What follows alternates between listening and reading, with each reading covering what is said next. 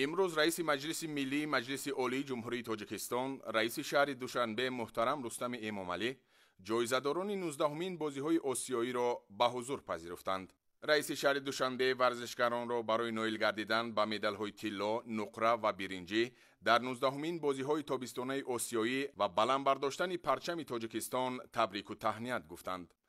همچون نشان قدردانی رئیس شهر دوشنبه به سامان محمدبکов و دولت بالتاев کلیدهای خانه 3 حجره‌دار، به تیمور رحیمов کلید خانه 2 حجره‌دار و به بهروز خواجه‌زاده، خیراندیش مرادزاده، حقنظر نظرов و میجگان صمدova کلیدهای خانه‌های 1 حجره‌دار را تقدیم نمودند.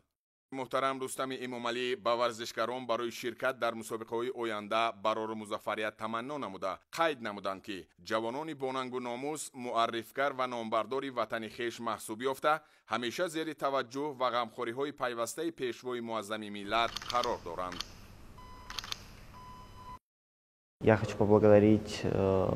от себя, от имени всех спортсменов за такую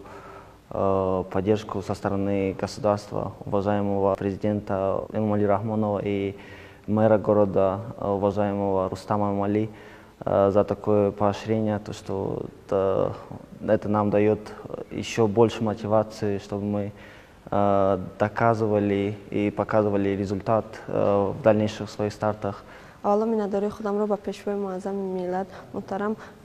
پرزیدنت جمهوری تاجیکستان محترم امامعلی رحمان بعدا به رئیس شهر دوشنبه رستم امامعلی میرسانم که چنین ما ورزشکاران را چنین شرایط خوب مهیا کرده است که ما میتوانیم در تالار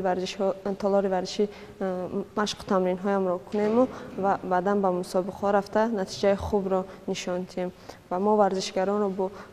با این دستگیریشان ما وعده میتیم که از پیش مسابقه های پیش بوده تمرین هایمان را زیاد کرده و در بازی المپیک نتیجه خوب را نشان دهیم.